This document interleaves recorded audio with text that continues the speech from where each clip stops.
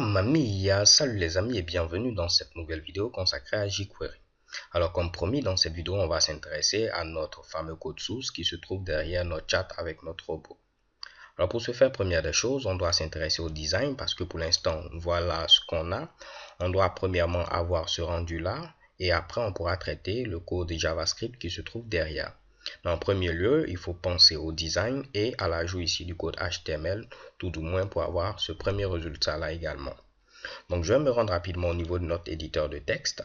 Et vous vous rappelez, je vous ai demandé de prendre ici l'ensemble de votre code CSS, de le mettre dans un fichier style.css. De même, l'ensemble de votre code JavaScript, de le mettre au niveau d'un fichier ici, script.js. OK?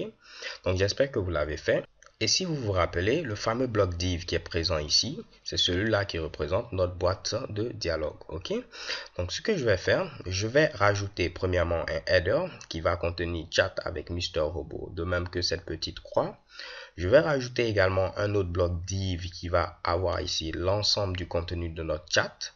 Et il y aura deux parties. La première partie sera ici, cette partie-là qui sera chargée d'afficher l'ensemble des messages. Et la seconde partie, ce sera un text area qui va nous permettre de pouvoir entrer des informations. Donc ici, dialoguer avec notre fameux robot. Donc pour ce faire, rien de bien compliqué, au niveau de notre fameux bloc div, je vais rajouter ici un header. Donc je vais utiliser la balise header qui est présente au niveau de HTML5. Et je vais lui donner ici une classe. Et comme classe, je vais mettre quoi comme nom? Je vais mettre ici chat. Je mets un petit tiret et je rajoute ici header.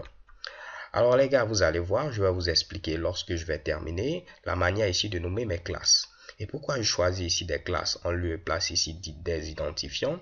Parce que je me dis, si vous avez par exemple plusieurs boîtes de dialogue, comme c'est le cas sur Facebook, vous pourrez ici styliser tous ces Mitsubishi. Alors que si vous avez mis des identifiants, plusieurs éléments ne peuvent pas avoir le même identifiant.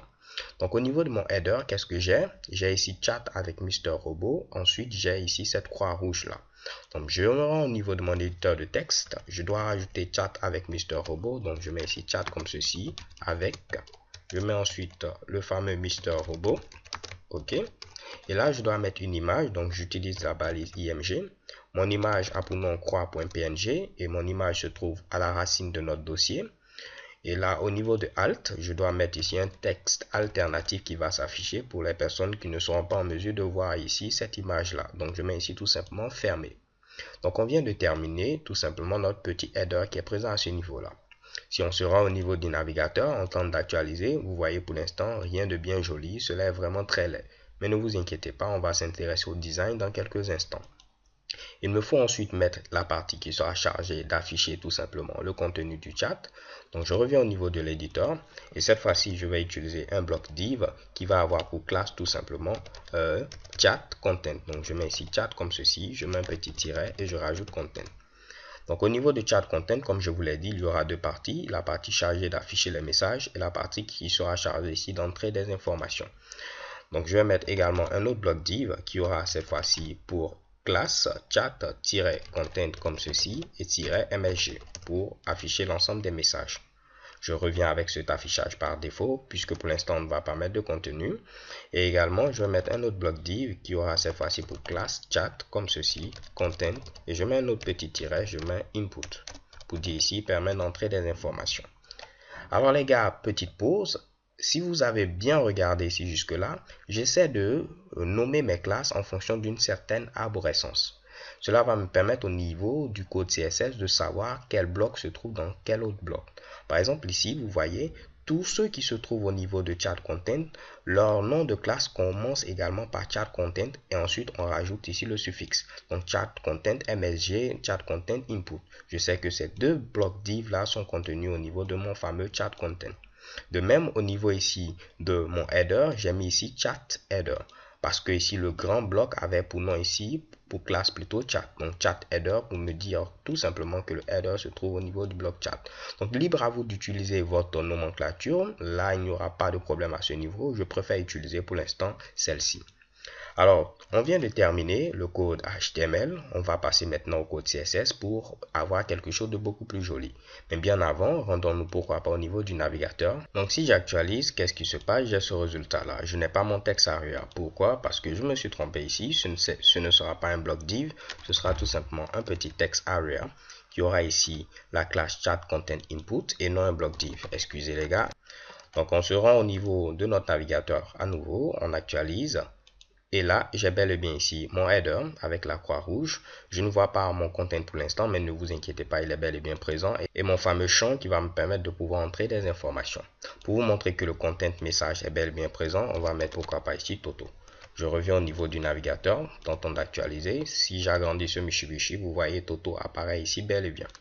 Alors les gars, vous voyez à ce niveau-là, lorsque j'essaie de répondre, quel est ton nom? Je mets par exemple ici, je mets ici Honoré. Dès qu'il y a une réponse, il y a ce petit symbole rouge qui apparaît, histoire de m'alerter et me dire qu'il y a un nouveau message. On va également l'ajouter au niveau de notre code HTML. Donc je retourne rapidement au niveau du code HTML et comme vous pouvez le voir, on doit l'ajouter tout juste après le chat avec Mister Robot. Ok? Donc pour ce faire, je viens à ce niveau, je vais rajouter tout juste en bas un petit span. Donc je mets ici span comme ceci. Et quelle classe je vais donner à mon fameux span? Je vais mettre ici chat plutôt, -header, puisqu'il se trouve au niveau du header. Et je vais rajouter msg comme ceci, alerte.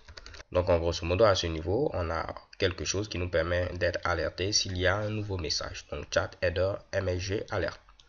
Donc les gars, on vient de terminer maintenant concrètement tout ce qui concerne le code HTML. En ce qui concerne le code CSS, je ne vais pas m'attarder ici à vous le présenter. Je vais vous mettre un lien tout simplement au niveau de cette vidéo.